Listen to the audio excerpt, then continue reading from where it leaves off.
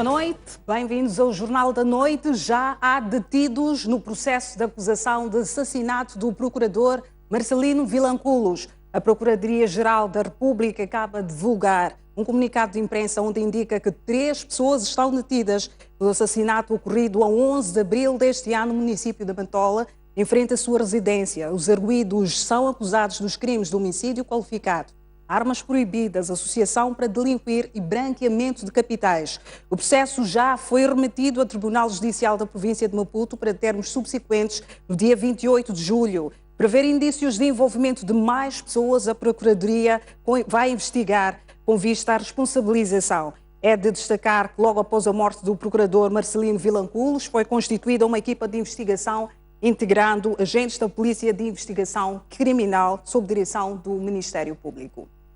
Homens armados ou supostos homens armados da Renamo invadiram ontem o posto administrativo de Maiaca, no distrito de Maua, na província de Niassa, e assaltaram o centro de saúde, as instalações da polícia, a casa do administrador, segundo fontes locais. Este é o segundo ataque realizado no distrito a menos de uma semana. Fala-nos por telefone o diretor da Ordem e vai contar mais detalhes sobre o episódio.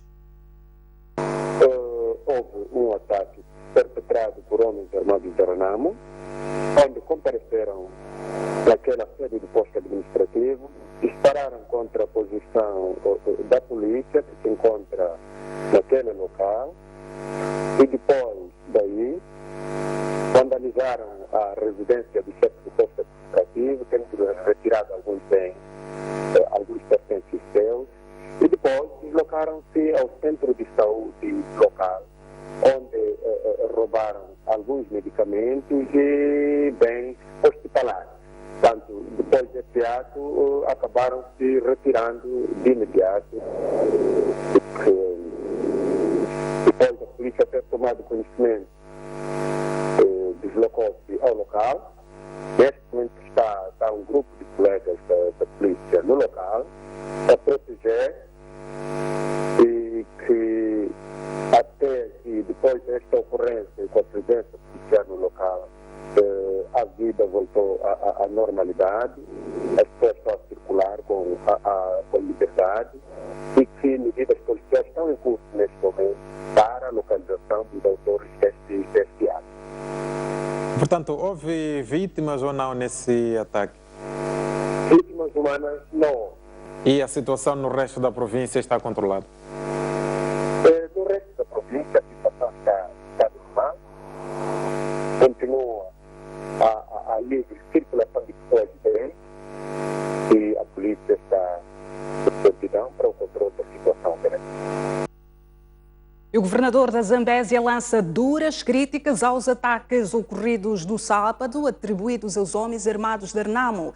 Abdul Razak diz que a Renamo está a desencadear uma guerra não declarada. O governador da Zambésia mostra-se indignado com o registro do ataque armado de último sábado ocorrido em Mopeia. Trata-se de ataques atribuídos aos homens armados da Renamo. Do ataque, 2 viaturas foram incendiadas, bem como 2 hospitais assaltados e retirados medicamentos. Temos a guerra não declarada, em algumas zonas da nossa província. E, infelizmente, hoje tivemos uma triste notícia. Esta manhã, assaltaram e danificaram e vandalizaram algumas instituições na sede do distrito de Mopeia. Uma viatura da educação foi destruída, uma viatura da polícia foi queimada, roubaram medicamentos no banco de socorros, mataram um prisioneiro e mais vandalismo que fizeram no distrito de Mopeia. É triste, é lamentável. Infelizmente, a Renamo continua com esta atitude, apesar de tudo aquilo que tem sido feito, toda a boa vontade que tem sido manifestada pelo nosso presidente, Filipe Jacinto Nyusi, continuam a manter a mesma atitude de falta de respeito pela vida humana, falta de respeito pelos bens das pessoas, e destruições. Abdul Razak diz que o atual cenário de guerra na região centro e Zambésia em particular está a comprometer o desenvolvimento. Eu nunca vi até agora, eu não sou jovem como vós, já sou antigo, nunca vi até agora, e corrijam-me à vontade, se a Renamo fez alguma coisa construtiva no nosso país. Uma coisa construtiva no país. Não conheço. Nem nas calamidades do ano passado deram 1 centavo para a população sofredora da província de Zambésia. Nem 1 centavo. Portanto, é muito triste aquilo que fazem e a atitude da Renamo e do seu líder. E eu lamento muito porque hoje fiquei ainda mais triste pelo que fizeram no distrito de Mopeia. Refira-se que neste momento autoridades dizem que o distrito de Mopeia está a viver relativa calma. A tensão política, além de resultar em danos humanos e materiais, já levou a encerramentos de escolas e centros de saúde na província de Manica. A Comissão Parlamentar de Assuntos Sociais, Género, Tecnologias e Comunicação Social diz que está à visita daquela província, diz que recomenda ao líder da Renamo aceitar o diálogo com o Presidente da República, de forma a ultrapassar o clima de tensão que o país vive. Chefiada pela deputada Conceita Sortane, a comissão reuniu esta segunda-feira com membros do governo provincial, onde a questão de fundos girou em torno da tensão político-militar e ficou a saber que a mesma afetou a produção global e metas de campanha de comercialização agrícola. A produção global na província de Manica baixou, e nós vimos que um dos fatores, para além da estiagem em alguns distritos, é a questão desta guerra em que as pessoas não podem produzir à vontade, as pessoas não podem circular à vontade, não podem comercializar à vontade. E vimos até que a componente de comercialização também baixou. As pessoas não podem ir aos locais de atendimento sanitário nos hospitais.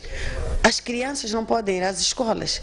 E vimos que alguns distritos, de acordo com o informe que nós recebemos, tiveram que fechar as escolas e as crianças estão aí com os pais, não estão a estudar. Conceita Sortane insta o líder da Renamo a dialogar com o chefe de Estado para juntos encontrarem soluções que devolvam a paz efetiva no país. Tem que haver paz e uma paz duradoura, uma paz efetiva. Sem isso é difícil.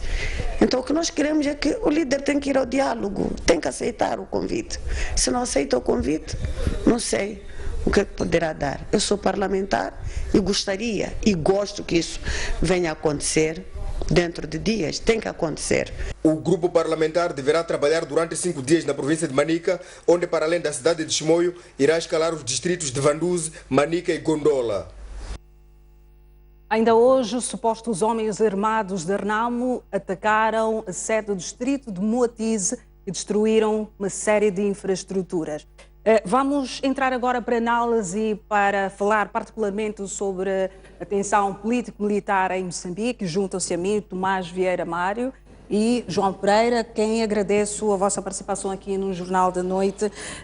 Tomás, nós estamos num clima de instabilidade, do qual já teríamos nos acostumados a conflitos na zona centro do país. Estamos a falar particularmente de 4 províncias na zona centro do país, e nós assistimos este ataque em Niassa, que era pouco frequente, particularmente no norte.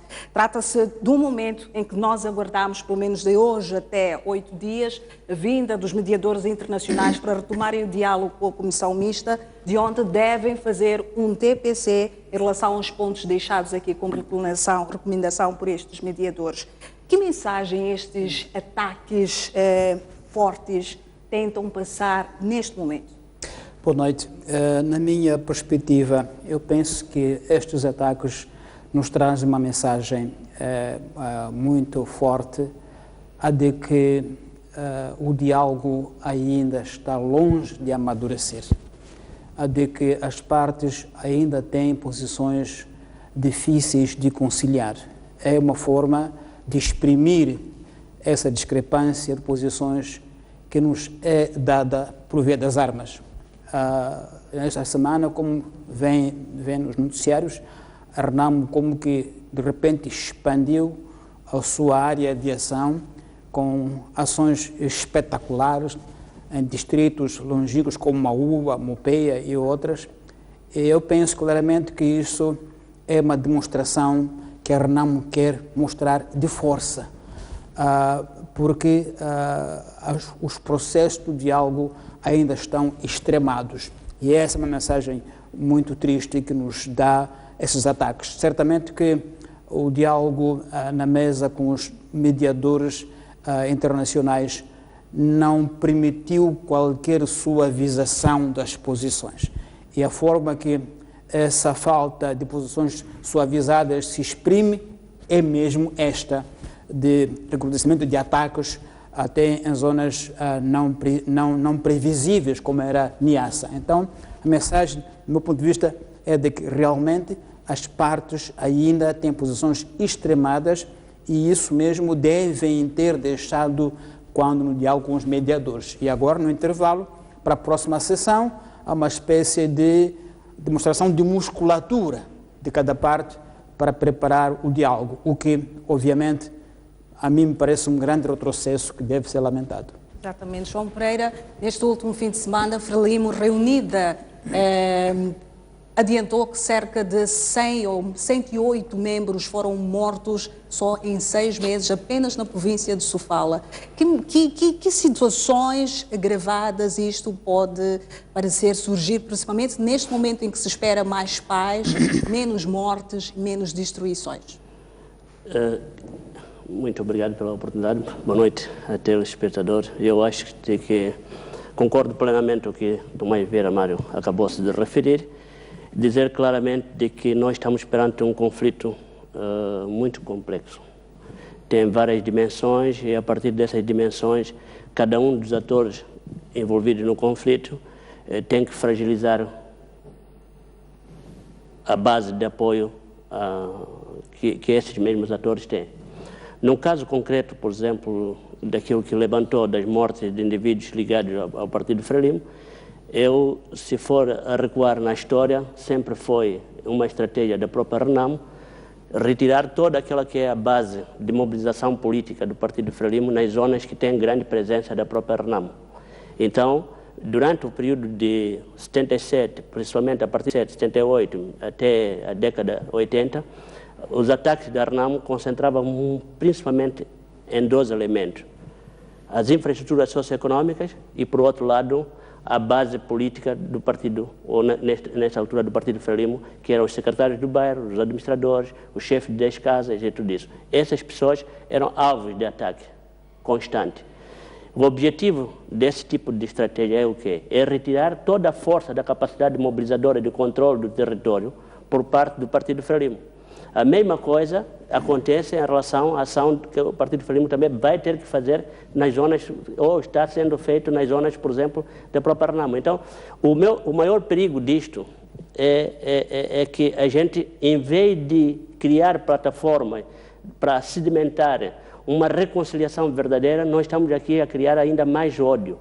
E podemos chegar a um caso idêntico àquilo que aconteceu, por exemplo, no Sudão, quando começou os pequenos conflitos. Muitas das vezes o Sudão era um Estado unificado, que a partir desse tipo de conflito acabou por gerar um conflito étnico, regional e tudo isso. Então, aqui há uma indicação clara, por exemplo, por parte da Renamo e também por parte do governo, de que não estão criadas as condições necessárias para uma reconciliação verdadeira do povo moçambicano. Exatamente. Para além de perdas de vidas humanas e também destruição de infraestruturas, este conflito está a atrasar mais a atividade económica. Semana passada o setor privado recomendou ao governo uma espécie de aceleração do diálogo para se encontrar um termo neste conflito. Até que ponto o atrasar de soluções para este diálogo, o atraso de soluções para este diálogo pode atrasar também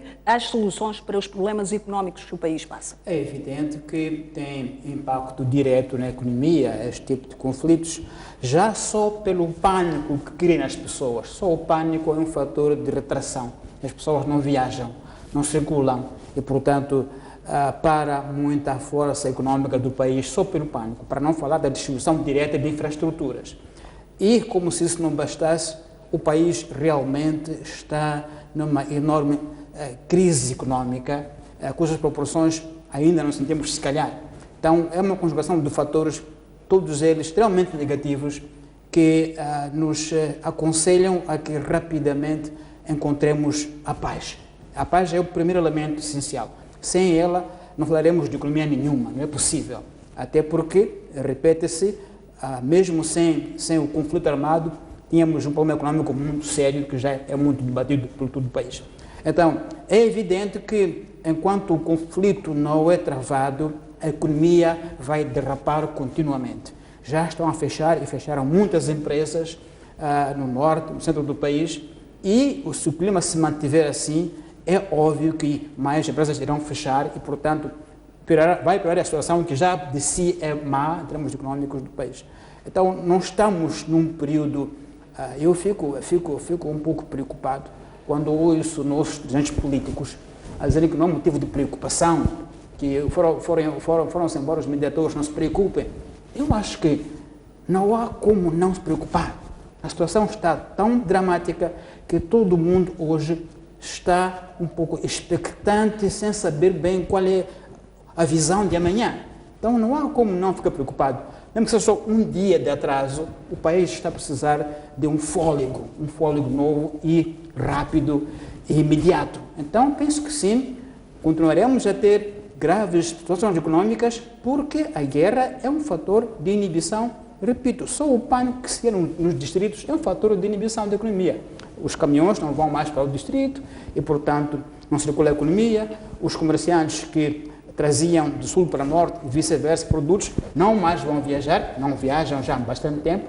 Então, é óbvio que sim, haverá, como já há, consequências econômicas muito sérias. Exatamente. João Pereira, um dos últimos ataques que os supostos homens da Renamo propagaram foi em Moatize. Nós temos lá uma zona de extração mineira importantíssima para o país. No caso, nós temos operadores mineiros que já foram atacados e tiveram que paralisar atividades por mais de uma vez. Que implicações isto pode ter para o nível de investimento direto estrangeiro que de tanto Moçambique espera para recuperar a economia? Nós estamos perante uma situação que eu digo que é um pouco... De um lado, o governo faz um discurso muito positivista, mas a realidade no terreno mostra uma coisa completamente contrária. E esse tipo de informações, por exemplo, agora com a suspensão do CFM e da Vale de usar a linha férrea da zona centro do país, tem implicações a nível internacional. Quer dizer, praticamente grandes centros do poder a nível internacional começam a avisar grande parte dos investidores de que o país, por exemplo, Moçambique não é um país viável para o investimento. E isto tira toda a capacidade argumentativa, tanto da parte do governo ou de outros atores da sociedade civil que queiram mostrar de que Moçambique é um país de destino em que se pode ser feito investimento. Então, este é que é o grande problema. E se nós não conseguirmos parar isso nos próximos 6 meses, ou nos próximos 2 ou 3 meses, a situação vai deteriorar-se e vai ser cada vez mais difícil voltar a convencer os investidores e tudo isso de que este é um país estável. É por isso que eu acho que é preciso urgentemente que se chegue a uma conclusão em termos de agenda, para que depois possamos encontrar um caminho verdadeiro para uma reconciliação do povo moçambicano. Já vamos falar sobre as projeções, pelo menos a nível destes próximos 8 dias. Vamos acompanhar a reação da antiga Primeira-Ministra Luísa Diogo em relação a estes últimos ataques. Os moçambicanos devem continuar a procurar a paz, porque não há outra saída.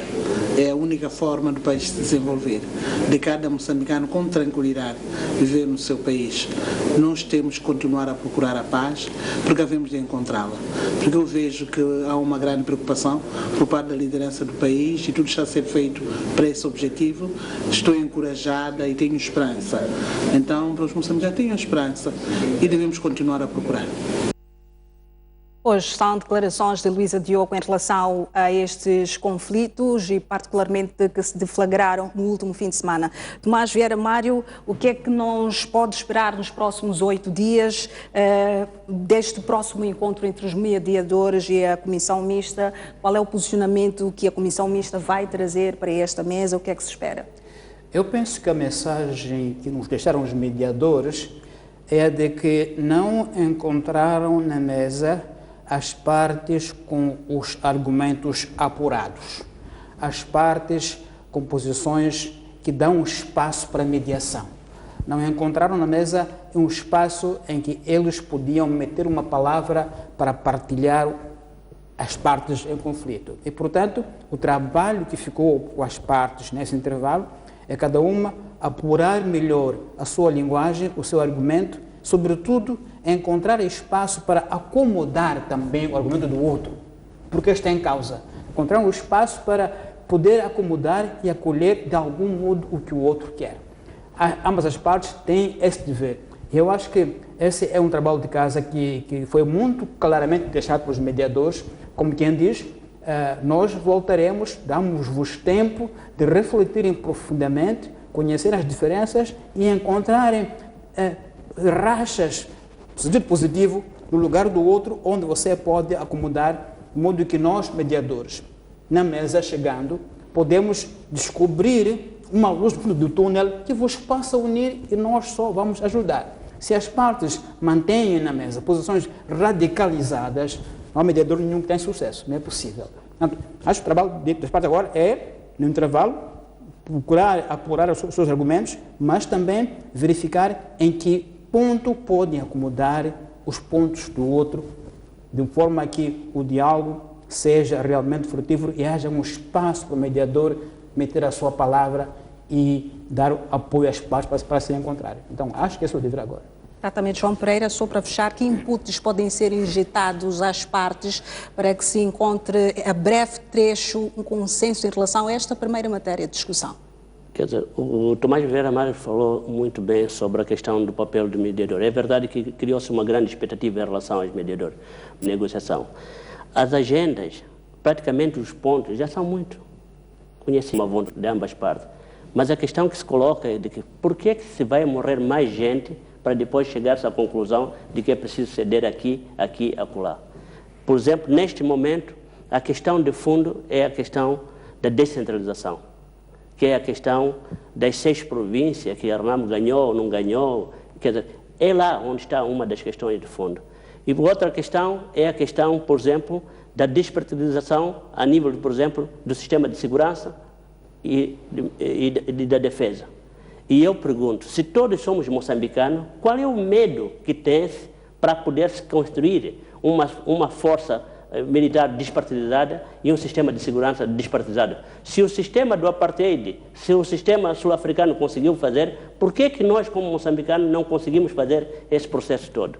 O que nos impede? Se todos somos irmãos, todos somos moçambicanos, é aí onde está a questão de fundo. Então, se não houver cedência da parte da RENAMO, se não houver cedência da parte da FRELIMO, dificilmente os mediadores vão trazer alguma luz no fundo deste túnel, que é muito complexo. Este é um problema. E este problema é um problema que vai ser resolvido, sim senhor, quando houver vontade política. Mas depois tem que se avançar para um outro tipo de reforma para resolver o problema da raiz desses conflitos todos, que é a natureza do sistema político que este país dispõe. Nós temos que reformar o sistema político no sentido de atacar os problemas do fundo que geram constantemente esse tipo de conflito. De eleições em eleições nós temos mesmos problemas. Então nós temos que ir às causas para depois resolver de uma vez por todas este problema de conflitos constantes que a gente está a ter. Porque senão será simplesmente um acordo que eu costumo dizer que vai ser uma trégua, mas depois, nas outras eleições, voltaremos a ter os mesmos tipos de problemas. E eu acho que esta é uma grande oportunidade de transformar a crise num fertilizante para o processo da estabilização política do país para os próximos 20 e 30 anos. João Pereira, muito obrigada. Tomás Vieira Mário, obrigado igualmente pela vossa presença e contribuições aqui no Jornal da Noite. Nós vamos fazer uma breve pausa e voltamos com mais informações. Até já.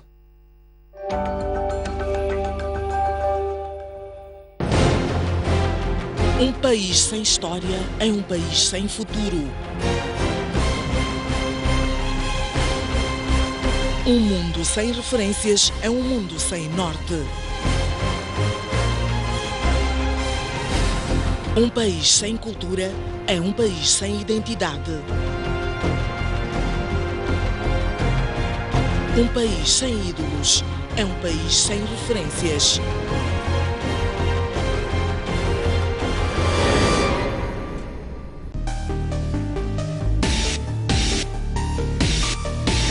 Senhor Abel, falamos a partir de Nampula, boa noite. Propostas concretas. Ninguém quer realmente a guerra. Onde a política sempre há conflito. É preciso debater para o bem do próprio país. Como resolver isto? Porque é um problema que nós todos estamos a passar. Mantermos a paz neste país.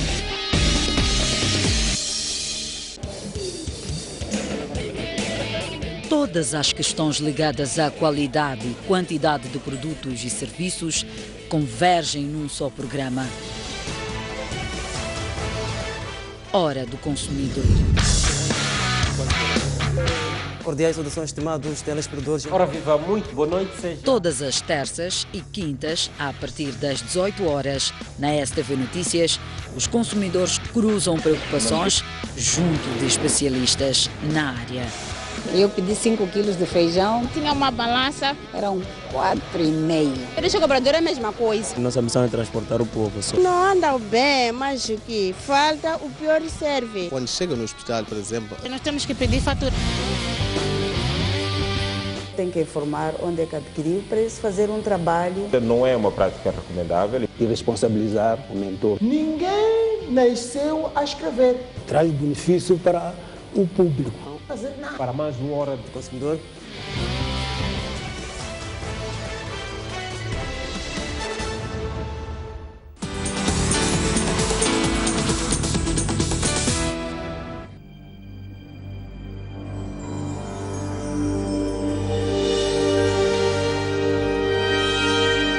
Temos como convidado o professor Boaventura Sousa Santos. Quanto maior for a fragilidade do Estado e da democracia moçambicana, piores vão ser as condições em que vão negociar estas concessões de recursos. E acha que Moçambique está a ser objeto de uma especulação capitalista? Eu penso que sim. Dívidas ilícitas não fossem pagas de maneira nenhuma por Moçambique, porque elas agravam extraordinariamente. Acredita que se trata de mão externa? Ah, sim, não tenho dúvidas. Não tenho dúvidas. Aliás, nós temos documentação.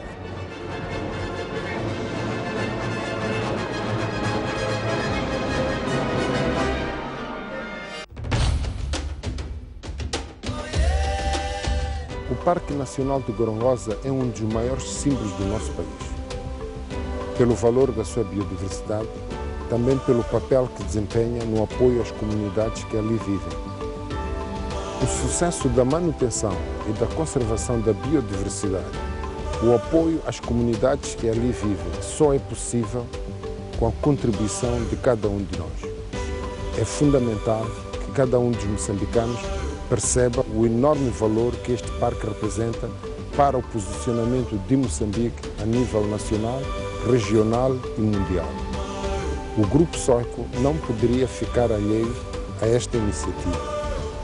O Parque Nacional de Gorongosa é uma bandeira de Moçambique, é uma bandeira de orgulho e de estima de todos os moçambicanos.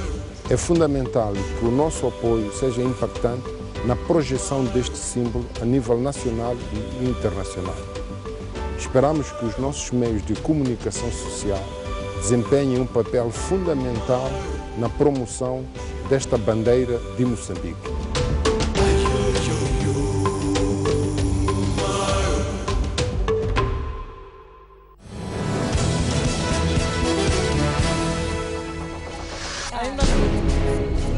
À quarta-feira, às 23 horas, Boaventura Município junta-se a 3 grandes mulheres da sociedade. Gera-se tudo, caça-se tudo, para. Revisão por revisão. Para colher a visão, a voz e análise. E como é que interpreta este sinal? Sob perspectiva feminina de diversos assuntos na ordem do dia. O que a Renamo está a fazer é uma afronta ao Estado. É preciso cantar muito alto, bem. e que esse bem seja real. A arma e a guerra não são a forma de resolver os nossos problemas como cidadãos. Estão-se a manchar, vocês. Não há ninguém que vai tapar o sol. Os processos são dinâmicos das revoluções. Todo mundo está amarrado em algum lugar e acha que é ali onde tem que comer. Os políticos têm uma responsabilidade bastante grande. Estamos a tocar batuques. Ninguém está ouvindo. É preciso que venha para eles poderem explicar. Despolitizar excessivamente o órgão eleitoral, o que quer dizer? Opinião no feminino.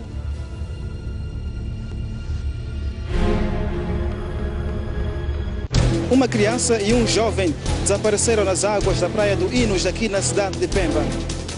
Combate ao crime é a palavra de ordem da chegada do líder da RENAP à cidade portuária de Natal. Davis Mango deixou ficar as seguintes considerações. A partir da cidade da Beira e com imagens de Manuel Chicava. No interior desta viatura seguiam 4 ocupantes. A reunião que aprovou a primeira Constituição da República. Bairros periféricos das cidades de Maputo e Matola. A alma do magistrado calou-se precisamente neste local. As notícias do país cabem todas aqui.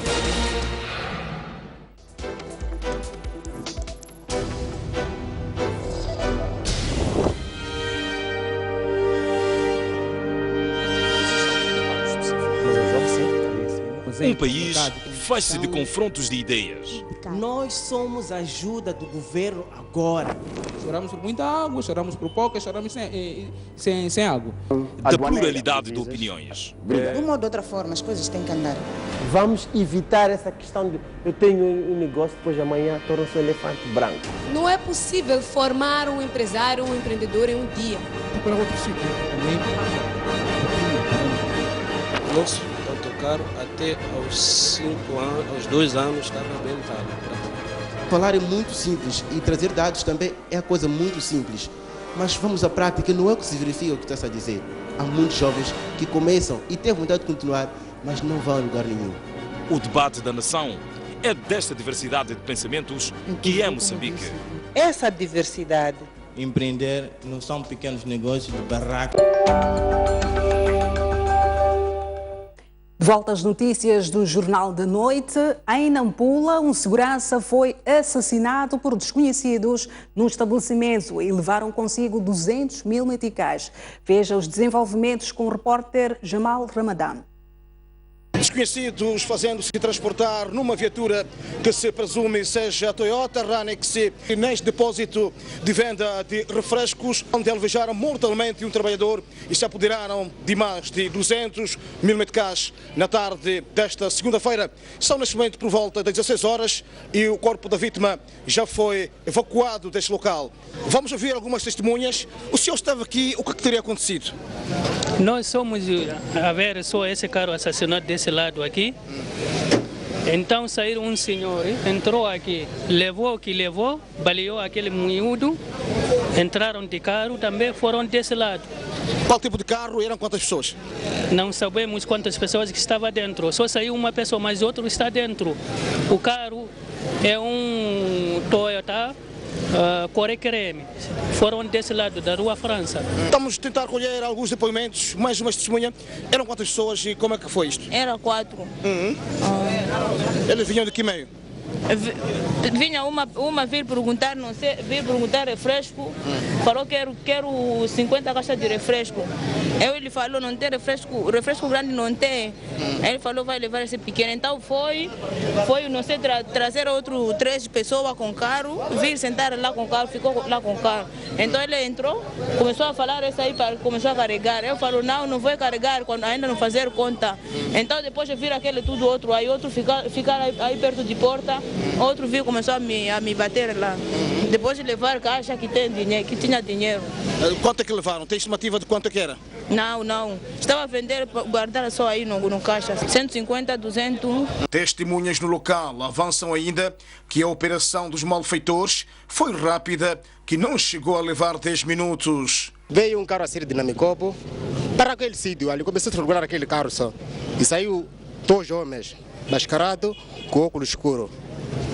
Entrou ali dentro, quando entrei, Aquelas pessoas não é normal. Logo, tratamento, eles saíram, entrou na carro, o carro estava circular e continuou para ir na minha copa.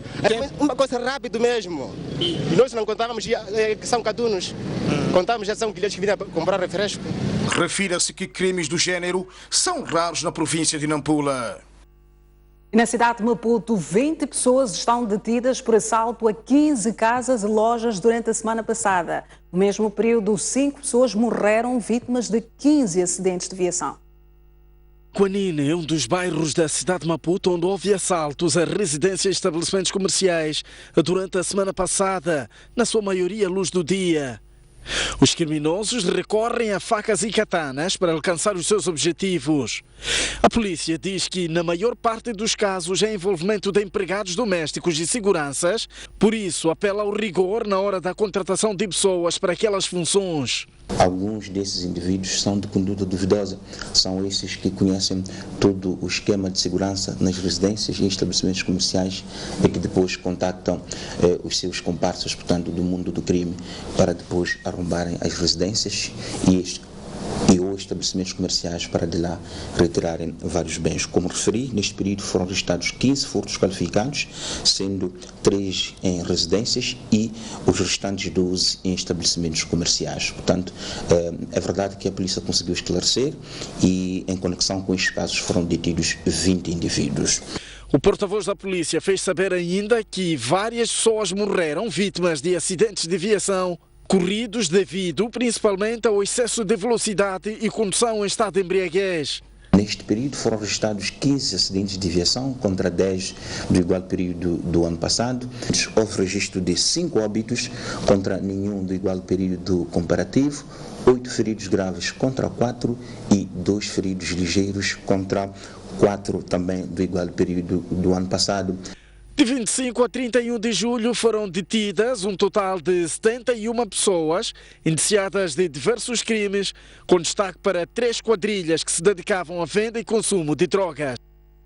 Na cidade de Beira, uma menor de 6 anos de idade foi abusada sexualmente na tarde de ontem. O suspeito de crime é um jovem de 20 anos que está detido.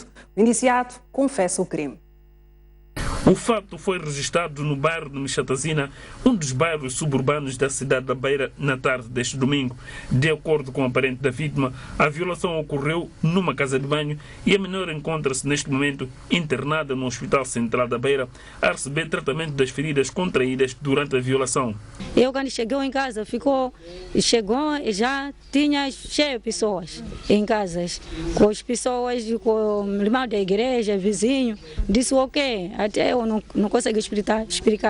Se Mira foi no hospital, por acaso estava na casa do banho com outra moça dele é esse. Aquele tempo eu caí com atenção. Agora todos passou do norte, eu não sabe. Até agora estou sofrendo com bater meu coração. O indiciado confessa que matou para aí. Então ele aí veio, chegou numa casa de banho também. Esse casa de banho aí, dono, cá chega, tirou a roupa. Então eu começo a fazer essa cena aí. Então ele, quando ele fala assim, como eu não quero, então disse, como faz? Depois vamos dar dinheiro. Epa, eu não tenho. A polícia, baseando-se nas primeiras investigações, desmente o indiciado e apela à população a prestar maior atenção no cuidado dos seus filhos. Onde o cidadão, por meio da força física, arrastou uma criança dos seus 6 anos de idade até uma casa abandonada e foi com ela até uma casa de banho, onde acabou mantendo cópula com a mesma. Importa referir que a criança encontra-se neste momento no hospital, onde encontra-se a receber tratamentos, e este cidadão encontra-se aqui detido perante o auto que foi aberto. Então nós queremos deixar mesmo um apelo para este tipo de situações. São 17 horas, crianças na rua. É importante que os pais encarregados de educação tenham o máximo controle dos seus filhos e não deixar que as crianças circulem até altas horas da noite nas estradas. 12 pessoas que pretendiam frequentar o ensino superior no estrangeiro não poderão fazer por ter apresentado certificados falsos. O assunto já está nas mãos da polícia.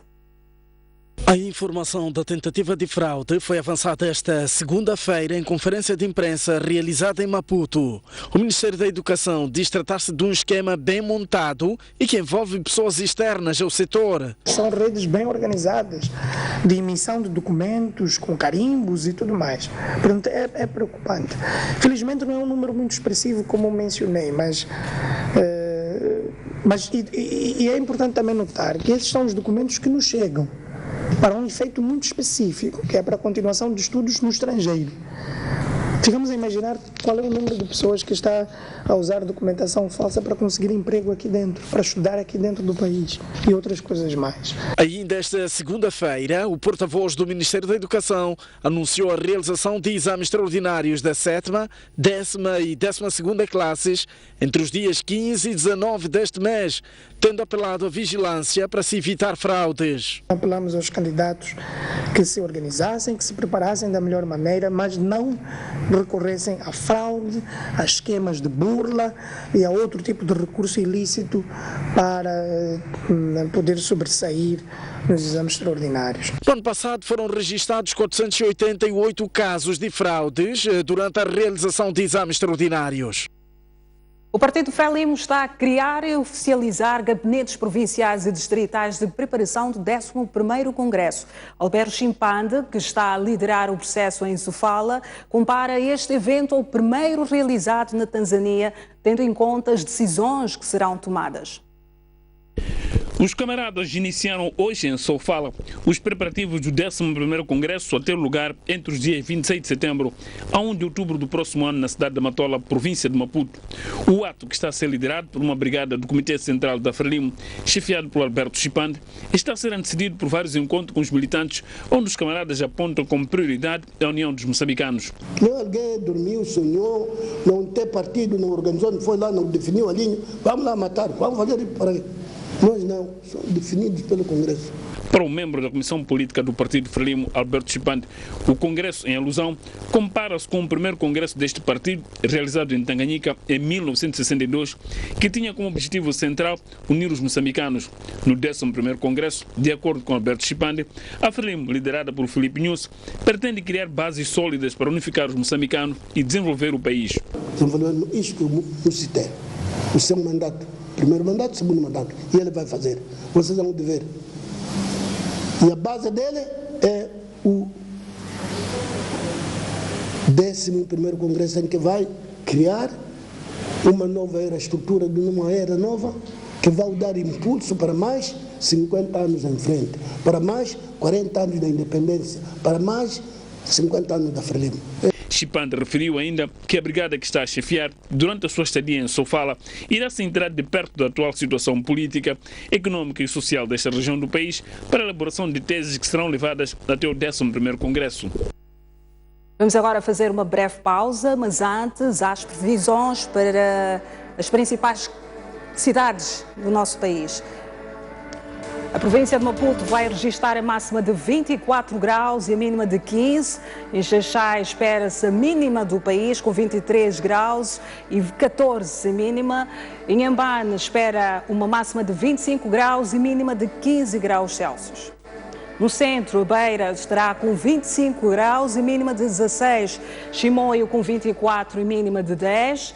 Em Tete teremos 31 graus e 17 de mínima, em Climane 27 graus máxima e 16 mínima. Norte do país, Nampula registrará 28 graus máxima e mínima 15. Lixinga será a mais fria da região com 25 graus máxima e 11 mínima.